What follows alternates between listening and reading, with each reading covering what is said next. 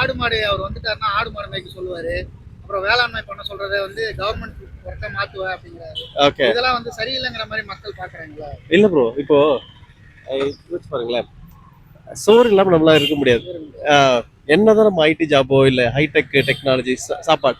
So இப்போ இன்னும் ஒரு 10-15 வருஷம் இல்ல 20 வருஷம் 30 வருஷம் கழிச்சு சாப்பாடு செய்யறதே ஒரு பெரிய டாஸ்க் ஆயிட்டோம், இல்ல அது பெருசு அது செய்யறவங்க தான் இப்போ ரிச் ஆயிட்டாங்க அப்படின்னா இவ சொல்றது தானே கரெக்டாக மாதிரி ஆயிடும்.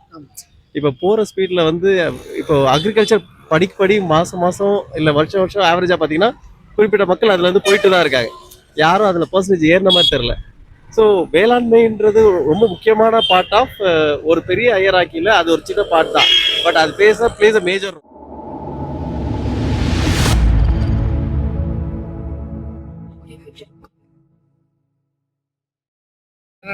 இல்ல ப்ரோ, அவங்க நல்லது செஞ்சாங்கன்னா ஆதரவு தான் தருவோம்.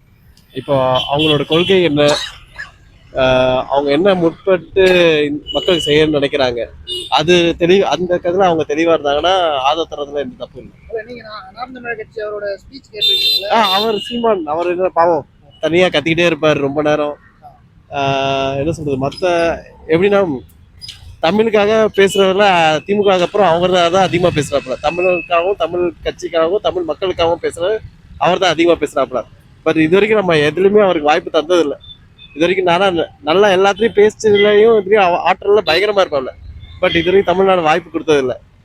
இந்த வாட்டி இந்த தொகுதியில டிஃப்ரெண்டா நிப்பாட்டுறாங்கல்ல, அதுல அவங்க என்ன பண்ண போறாங்கன்ற தெளிவாகவும் மக்களுக்கு இதான் செய்ய போறதுல நேர்கோடா இருந்தாங்கன்னா கண்டிப்பா நான் வாய்ப்பு தரல. நினைக்கிறீங்க இது வரைக்கும் வெற்றி பெற 15 வருஷம் ஆயிடுச்சு, ஒரு முறை கூட வெற்றி பெற முடியல, ஒரு எம்பி எம்எல்ஏ கூட வர முடியலங்கிறது என்ன காரணம் தெரியல. மக்கள் தான் சொல்லணும்னு நினைக்கிறேன். மக்கள் எப்படி சொல்றதுன்னா, இவங்க 2 பேரையுமே ட்ரை பண்ணதுக்கு இவருக்கு ஒரு வாய்ப்பு ஏன் இன்னும் தரலன்றத என்னோட கேள்வி. அவர் வெற்றி பெறலன்றத ஒருத்தர் கேட்டுக்கிட்டே இருக்காரு ஒரு வாய்ப்பை, நம்ம அந்த வாய்ப்பை அவருக்கு ஒரு தடவை கொடுத்து பார்க்கலாம் அப்படின்றத ஏன் நமக்கு தோணலைன்றதுதான் என்னோடது. அவரு பேசுறது கரெக்டா தான் இருக்காரு. ஆடு மாடு அவர் வந்துட்டாருன்னா ஆடு மாடு மேய்க்க சொல்லுவாரு. அப்புறம் வேளாண்மை பண்ண சொல்றதை வந்து கவர்மெண்ட் ஒர்க்கா மாத்துவா அப்படிங்கிறாரு. ஓகே. இதெல்லாம் வந்து சரியில்லைங்கிற மாதிரி மக்கள் பாக்குறாங்களா? இல்ல ப்ரோ, இப்போ யோசிச்சு பாருங்களேன், சோறு இல்லாம நம்மளால இருக்க முடியாது. என்னதான் நம்ம ஐடி ஜாபோ இல்ல ஹைடெக் டெக்னாலஜி சாப்பாடு. ஸோ இப்போ இன்னும் ஒரு 10-15 வருஷம் இல்ல 20 வருஷம் 30 வருஷம் கழிச்சு சாப்பாடு செய்யறதே ஒரு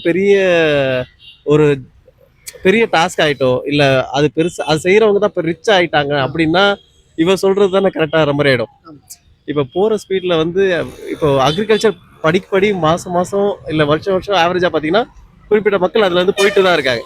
யாரும் அதுல பர்சன்டேஜ் ஏறின மாதிரி தெரியல. ஸோ வேளாண்மைன்றது ரொம்ப முக்கியமான பார்ட் ஆஃப் ஒரு பெரிய ஐயராக்கியில அது ஒரு சின்ன பார்ட் தான். பட் அது plays a major role. So அதுல கான்சன்ட்ரேட் பண்றது தப்பு இல்லை. பட் அதுல வந்து மக்களுக்கு புரியுற மாதிரி தெளிவான கருத்துக்களை சொன்னா அக்செப்ட் பண்ணிப்போம். இப்போ கத்தி படத்துல விஜய் 4 டைலாக் கரெக்டா நச்சுன்னு சொல்லும் போது அது நம்ம ஏத்துக்கிறோம்ல. ஸோ அதை நம்ம தெளிவா மக்களுக்கு சொல்ற மாதிரி ரீச் ஆயிடுச்சுன்னா போதும்.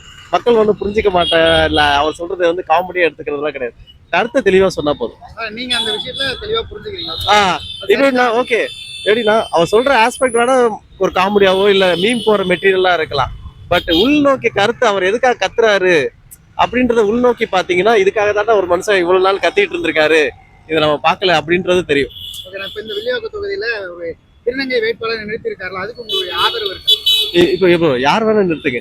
இப்போ திருநங்கை நிறுத்துங்க, இல்ல ஆண் பெண் பாலினம் எது, அவங்களால என்ன கொண்ட அந்த தொகுதியை என்ன மேம்படுத்த முடியும், மக்களுக்கு என்ன செய்ய முடியும், இப்ப என்ன நிலவை இருக்கு, இப்ப இருக்க நிலவரத்தை கரெக்டா வில்லிவாக்கம் தொகுதியில இத்தனை ஆண்கள் இருக்காங்க, இத்தனை பெண்கள் இருக்காங்க, இத்தனை ஆண்கள் வேலை பார்க்கறாங்க, இத்தனை ஆண்கள் பெண்கள் வேலை பார்க்கல. ஸோ இந்த பெண்களை நான் மேம்படுத்துறதுக்கு என்ன பண்ணணும், ஒவ்வொரு வீட்டுக்கு நான் என்ன பண்ணணும், ஒவ்வொரு தெருவுக்கு என்ன பண்ணணும், அப்படி பார்த்து அதுல தெளிவா இருந்தாங்கன்னா ஃபைன் ப்ரோ.